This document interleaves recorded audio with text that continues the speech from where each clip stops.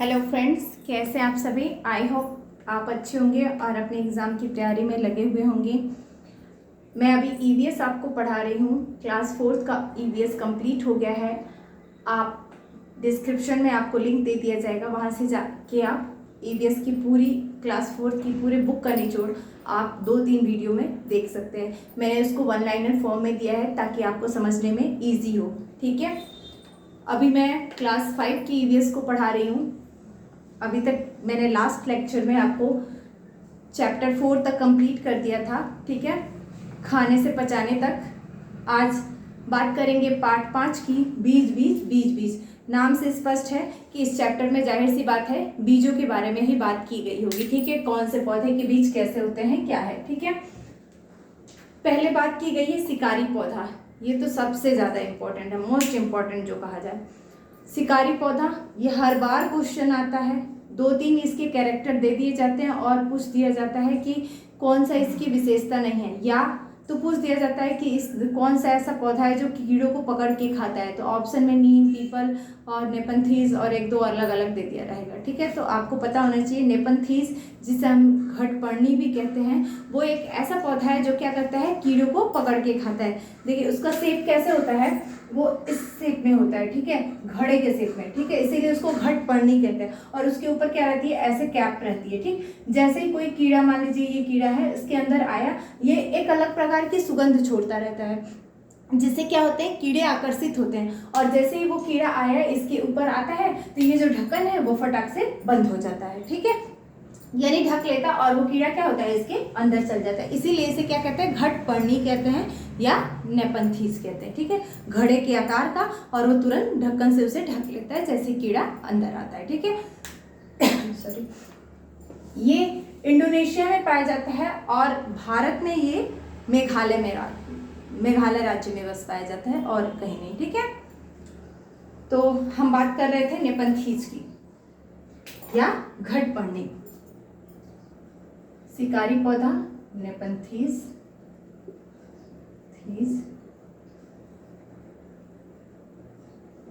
इसको कहते हैं हम घटपर्णी, जो छोटे मोटे कीड़ों को पकड़ करके खा लेता है। ठीक है, शिकारी पौधा नेपंथीज या घटपर्णी, जो छोटे छोटे कीड़ों को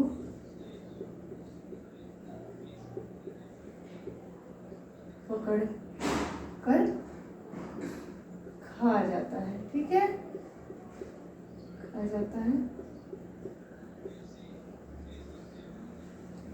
यह कीड़ों को आकर्षित करने के लिए,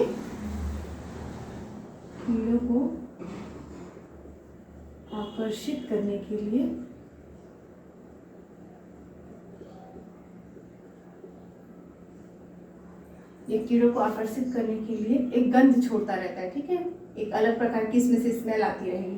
आकर्षित करने के लिए एक गंध छोड़ता है।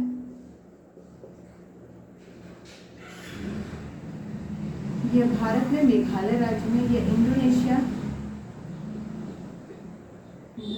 साउथ अफ्रीका में पाया जाता है। ठीक है, साउथ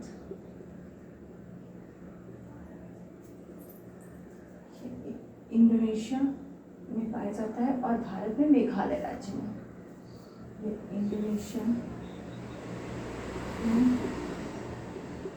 पाया जाता है और भारत के मेघालय राज्य में। ठीक है, और भारत में, क्योंकि ये पूछता है कि भारत में कहाँ पाया जाता है। ठीक है, भारत में मेघालय राज्य में,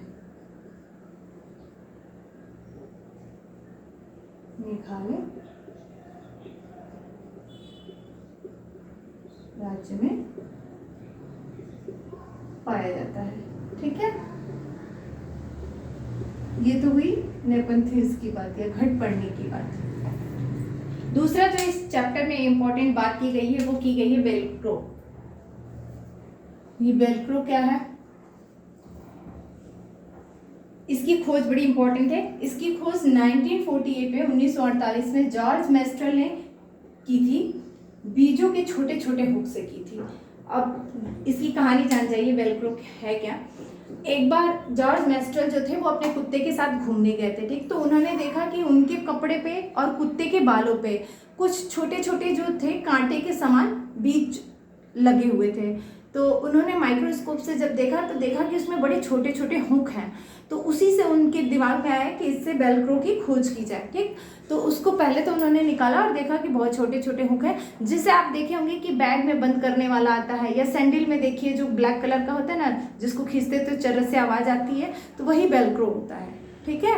बैग में आप देखे होंगे बहुत सारे बच्चों के बेल्ट में लगे होते हैं और सैंडल में लगे होते हैं, वही वो वेलक्रो है। ऐसे समझिए वो बीज, सपोज दैट वो बीज ऐसे रहता है और उसके ऊपर छोटी छोटी कांटे नुमा हुक की डिजाइन रहती है, जो शरीर में चुभ जाती है या चिपक जाती है, कपड़ों से भी चिपक जाती है, बालों से चिपक जाती है, वो जल्दी निकलती नहीं है। तो उसी को लेकर के उनके दिमाग में एक आइडिया आया कि उससे हम वेलक्रो की खोज करें, और उन्होंने वो खोज की जिसका प्रयोग आज बैग में, सैंडल में, ठीक है, अलग अलग जगहों पे प्रयोग किया जा रहा है उसका, पर्स में, ठीक है। तीसरा जो सबसे इंपॉर्टेंट इस चैप्टर की बात है, बीज। बीज कह रहा है कि कौन से बीज कहाँ से आए, ठीक है। साउथ अमेरिका से आए बीज। साउथ अमेरिका से भारत में कौन कौन से बीज आए हैं, तो हरी मिर्च का बीज, अमरूद, टमाटर, आलू और मूंगफली, ठीक। ये सारे बीज कहाँ से हमारे भारत में आए हैं, साउथ अमेरिका से। यूरोप से कौन कौन से आए हैं भाई, बंद गोभी और मटर, बस, ठीक है। और अफ्रीका से कौन सा बीज आया है, भिंडी, काफी और बीन्स। जबकि चीन से केवल एक ही बीज आई है, वो है सोयाबीन। आप इसको भी ध्यान में रखे रहिएगा, क्योंकि ऑप्शन में दे देता है कि कौन से बीज कहाँ से आए हैं भारत में, ठीक। या तो मैं क्रॉस दे देता है मैचिंग के लिए, ठीक, उल्टा पुल्टा नंबर दे देगा और कहेगा कि कौन किस देश से कौन सी आई है। तो आप याद रखे रहिएगा, साउथ अमेरिका से हरी मिर्च, अमरूद, टमाटर, आलू, मूंगफली। यूरोप से बंद गोभी, मटर, और अफ्रीका से भिंडी, काफी, बीन्स, और सोयाबीन चीन से आई है, ठीक है। तो ये तो बात हुई बीज बीज बीज। इस चैप्टर से बस इतने ही इंपॉर्टेंट थे, इसका निचोड़ मैंने आपको बता दिया। बात करेंगे पार्ट 6 की, बूंद बूंद दरिया दरिया। जैसे कि नाम से स्पष्ट है, बूंद बूंद दरिया दरिया, यानी पानी के बारे में उस चैप्टर में बात की जाएगी। कह रहा है धरसी सर। धरसी सर क्या है, ये एक 9 तालाबों का समूह था जो जैसलमेर के राजा धरसी ने बनवाया था, ठीक है। उन्होंने ऐसी डिजाइन बनवाई थी कि एक तालाब क्या हो, 9 से जुड़ा हो, यानी 9 तालाब आपस में एक दूसरे से जुड़ते हुए थे, ठीक है। और जैसे ही एक में पानी भरता था तो धीरे धीरे कर करके उस 9 में भर जाता था, जिसे धरसी सर कहते हैं। राजा धरसी ने बनवाया, इसलिए इसका नाम धरसी सर है। तो आप इसे नोट कर लीजिए, 9 तालाबों का समूह। यह तालाबों का एक ऐसा समूह था जिसे जैसलमेर के राजा धरसी ने बनवाया था, ठीक है। यह 9 तालाबों का समूह था, यह 9 तालाबों का समूह था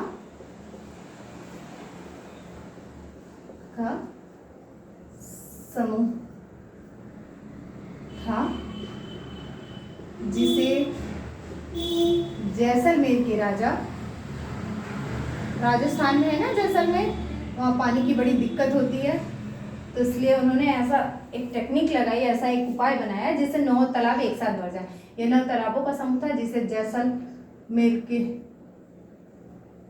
राजा धरसी ने बनवाया था, कि राजा धरसी ने बनवाया था। जब एक तालाब भरता था तो धीरे धीरे करके 9 भर जाते थे। यह इस प्रकार बने थे कि यह इस प्रकार बने थे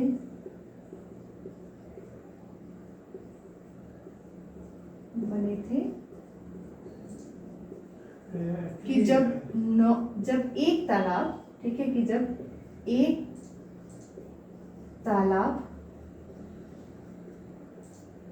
तालाब भरता था तो धीरे धीरे, मतलब एक दूसरे से 9 जुड़े हुए थे, तो धीरे धीरे 9 तालाब भर जाते थे। ठीक है, 9 तालाब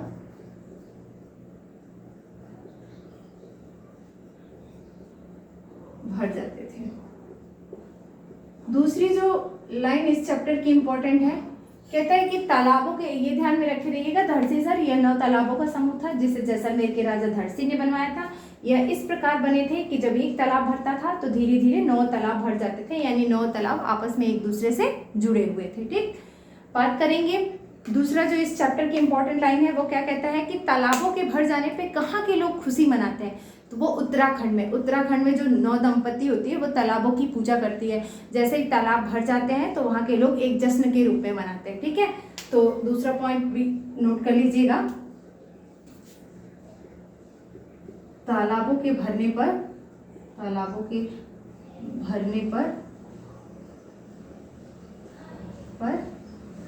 उत्तराखंड के लोग जश्न मनाते हैं। ठीक है, या खुशी मनाते हैं, कुछ भी कह सकते हैं, उत्तराखंड के लोग। ये आपको पूछता है क्वेश्चन के फॉर्म में कि कहाँ के लोग खुशी मनाते हैं, तो उत्तराखंड के लोग जश्न मनाते हैं या खुशी मनाते हैं।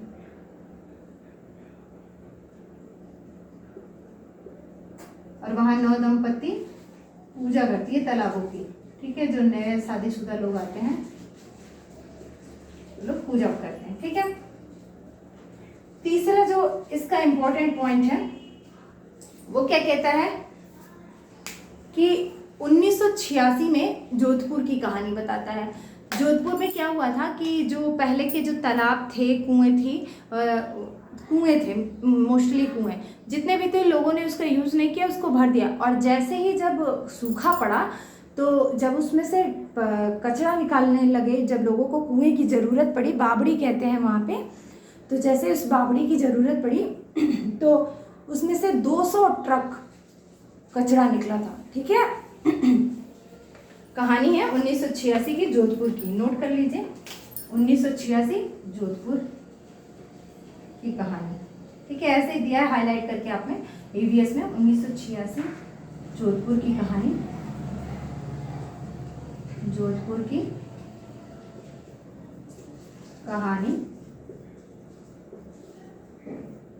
1986 जोधपुर की कहानी।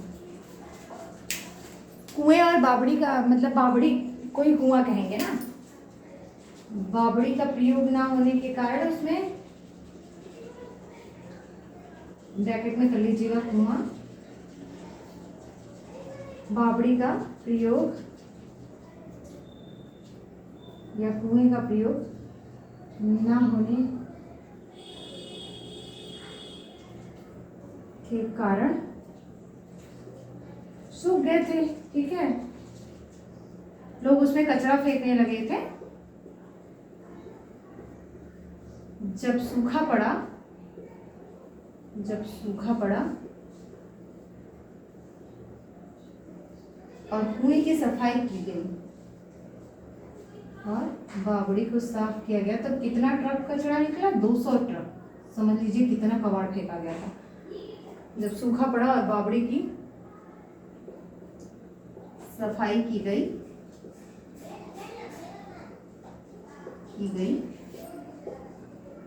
तो 200 ट्रक कूड़ा निकला,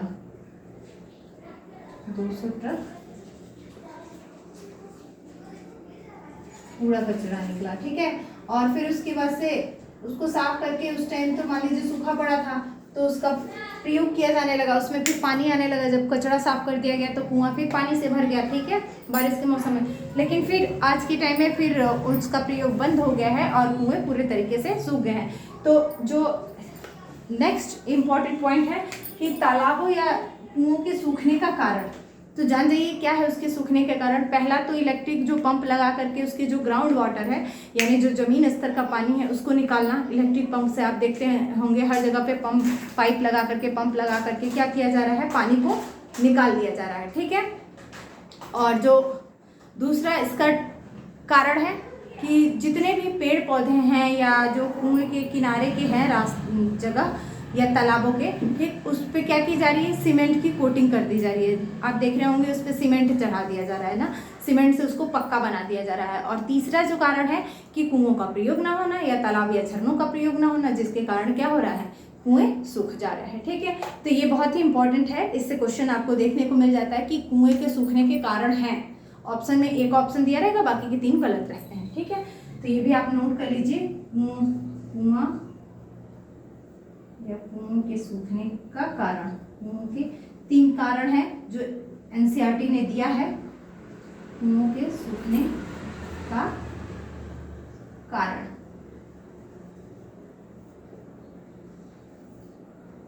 क्या कारण है भाई?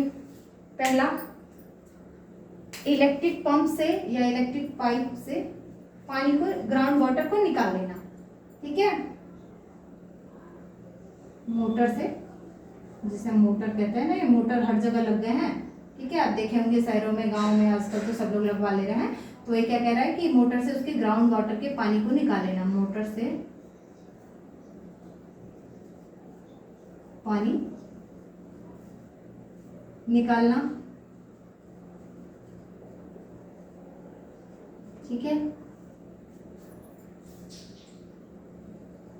कुओं का प्रयोग ना होना, कुओं का या तालाबों का प्रयोग ना होना। ठीक है,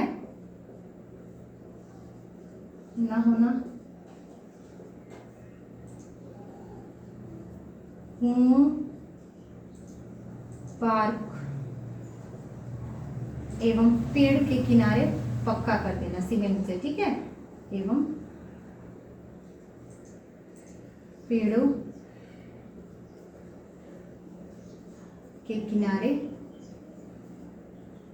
पेड़ों के किनारे सीमेंट से पक्का कर देना। ठीक है, सीमेंट से पक्का करना। पक्का करने का मतलब समझ रहे होंगे, जो फर्श बना दिया जा रहा है। यही मेन 3 कारण है कुओं के सूखने का। ठीक है, जिसके कारण कुएं धीरे धीरे सूख जा रहे हैं। अगर आपको पार्ट 5 और पार्ट 6 का स्क्रीनशॉट लेना हो तो ले लीजिए। 1-2 और इम्पोर्टेंट इसमें पॉइंट है, जैसे उज्बेकिस्तान भारत कब आया, अलबरूनी कौन था? तो अलबरूनी एक मुसाफिर थे जो उज्बेकिस्तान से भारत आए थे, और उन्होंने भारत के जो कुएं थे, यानी जल के जो संसाधन थे और उसकी जो आर्किटेक्चर थी, उस पर उन्होंने एक किताब लिखी थी। ठीक है, जो 1973 में प्रकाशित हुई थी। ठीक है, बस यही इस चैप्टर के कुछ इंपॉर्टेंट पॉइंट थे, मैं यहाँ पे नोट कर दे रही हूँ। अगर आपको स्क्रीनशॉट लेना हो तो आप ले लीजिए स्क्रीनशॉट, फिर मैं उसको इरेज करके जो 2-3 पॉइंट और हैं पार्ट 6 के, उसको नोट कर दूँ। इंपॉर्टेंट टॉपिक यही है, कुओं के सूखने का कारण और धड़सी सर इस चैप्टर में। ठीक है, और इसमें तो नेपेंथीज, वेलक्रो, ये सब इंपॉर्टेंट है, तीनों के तीनों। इरेज कर रही हूँ मैं।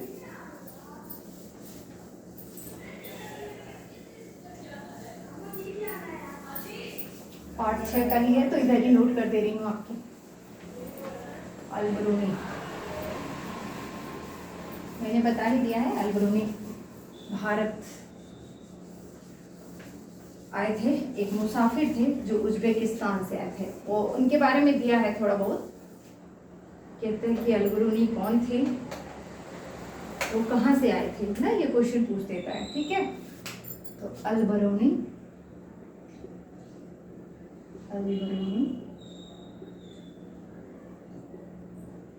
उज्बेकिस्तान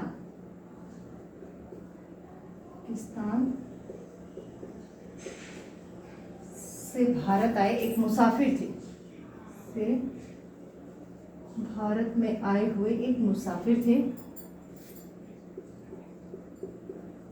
आए हुए एक मुसाफिर थे।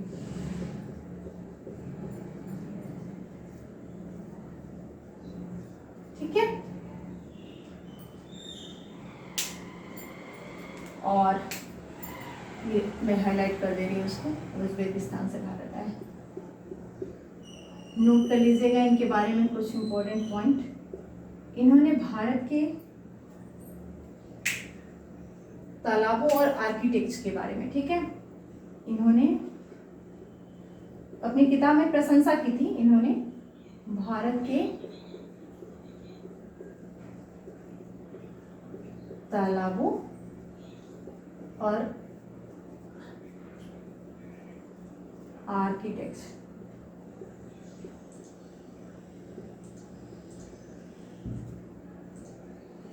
आर्किटेक्चर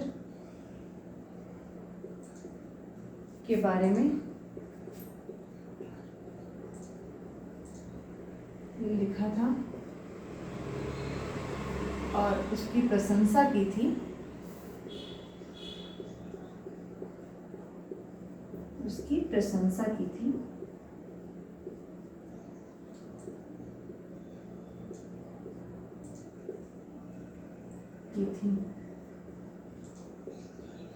इनकी किताब डाक टिकट, इनकी किताब डाक टिकट, इनकी किताब का नाम था डाक टिकट, ठीक है, जो 1973 में प्रकाशित हुई थी, डाक टिकट। इनकी पुस्तक का नाम था डाक टिकट, 1973 में प्रकाशित हुई।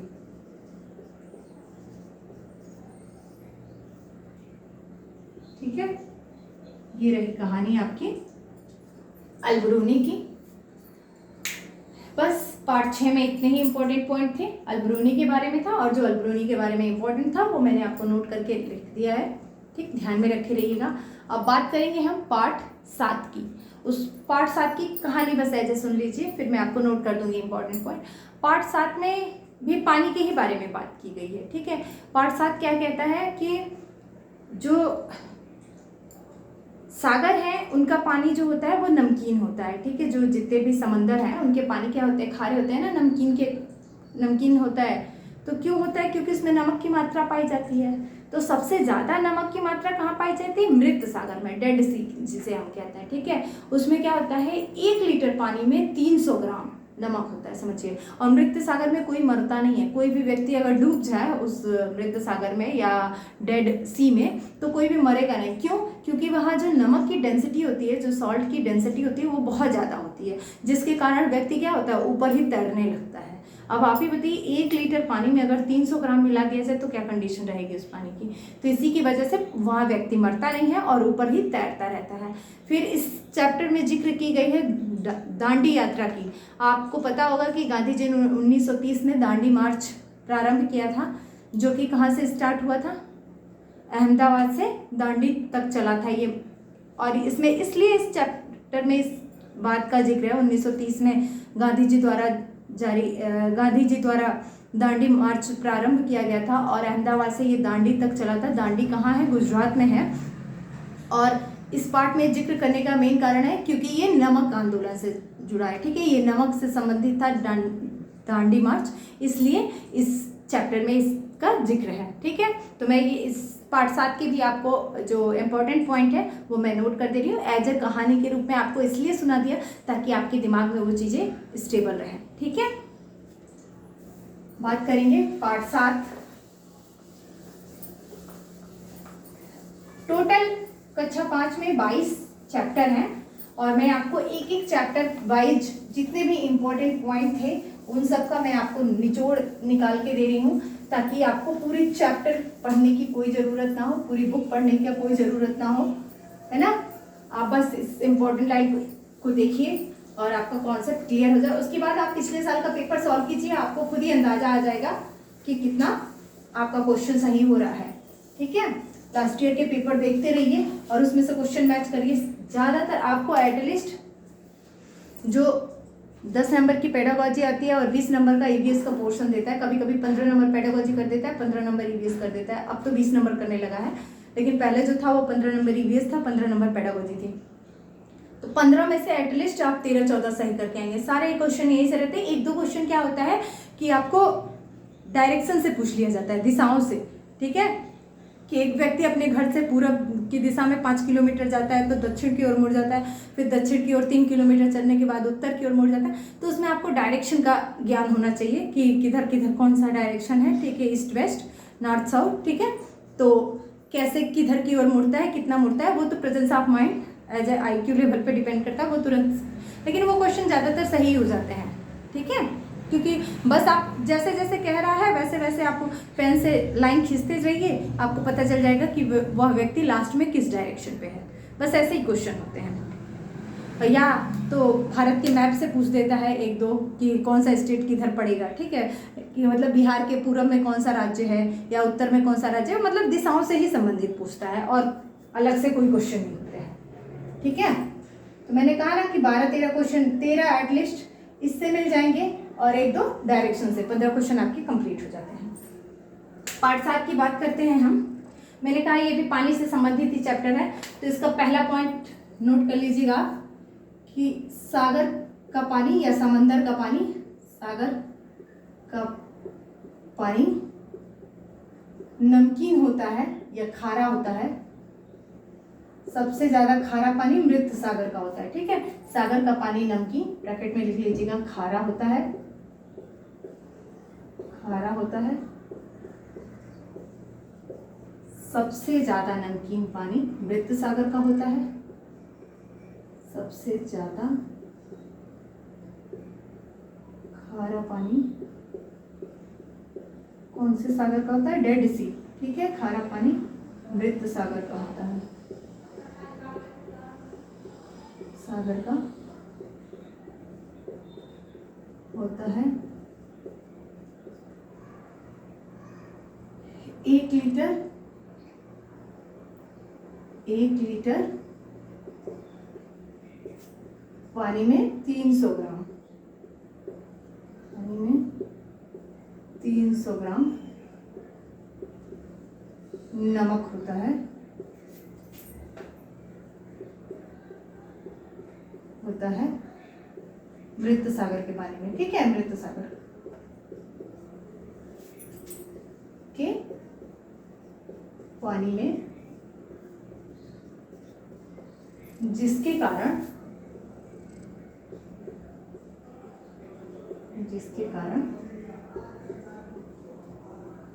अगर कोई व्यक्ति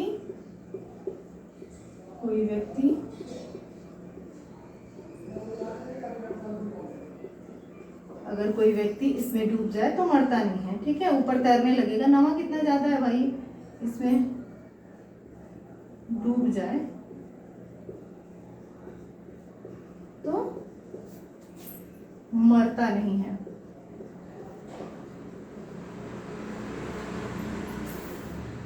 नहीं है क्योंकि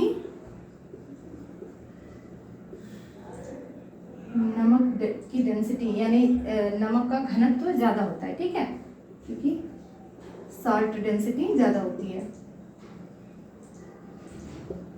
ठीक, या नमक का घनत्व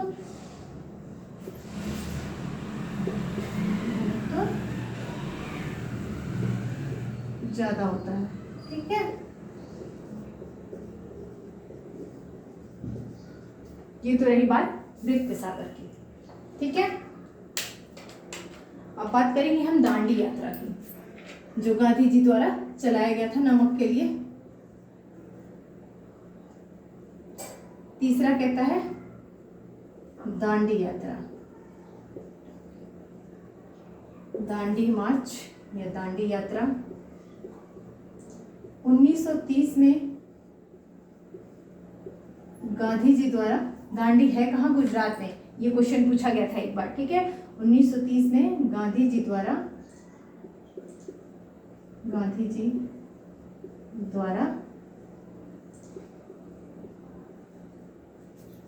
दांडी से प्रारंभ की गई थी। मैंने ब्रैकेट में डाल दिया है, दांडी है कहाँ? गुजरात में, ठीक है। दांडी से प्रारंभ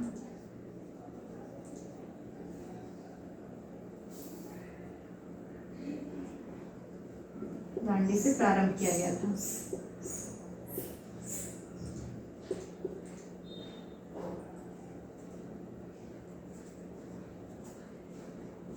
यह अहमदाबाद से दांडी तक चला था, ठीक है। यह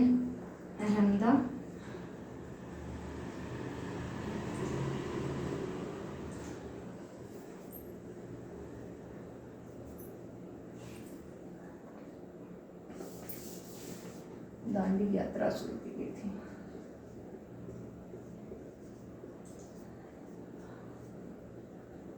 ये अहमदाबाद से दांडी तक चला था। ठीक है, ये भी क्वेश्चन पूछा जाता है कि कहाँ से कहाँ तक चला था, तो दांडी से अहमदाबाद नहीं, अहमदाबाद से दांडी तक चला था। ठीक है, और ये इस चैप्टर में इसका जिक्र क्यों है, क्योंकि ये नमक के लिए ही चलाया गया था, दांडी मार्च नमक के लिए ही चलाई गई थी, तो इसलिए इस पार्ट में इसका भी जिक्र है। ठीक है, तो ये तो रहा कि सागरों का पानी खारा होता है या नमकीन होता है, क्योंकि उसमें नमक पाया जाता है। सबसे ज़्यादा खारा पानी मृत सागर का होता है, क्योंकि 1 लीटर पानी में 300 ग्राम नमक होता है। मृत सागर के पानी में 1 लीटर पानी में 300 ग्राम नमक होता है, जिसके कारण अगर कोई व्यक्ति इसमें डूब जाए तो मरता नहीं है, क्योंकि सॉल्ट डेंसिटी हाई होती है, नमक का डेंसिटी ज़्यादा होता है। और दांडी यात्रा 1930 में गांधी जी द्वारा दांडी गुजरात से शुरू किया गया था। ये अहमदाबाद से दांडी तक चला था। बस पार्ट 5, 6, 7 आई होप आपको क्लियर हो गया होगा। कहीं ऐसा कोई भी मैंने लाइन नहीं लिखा है जिसमें कोई कन्फ्यूज़न हो। अगर आपको वीडियो अच्छा लगा हो तो मेरे वीडियो को लाइक करें, मेरे चैनल को सब्सक्राइब करें। Thank you for watching.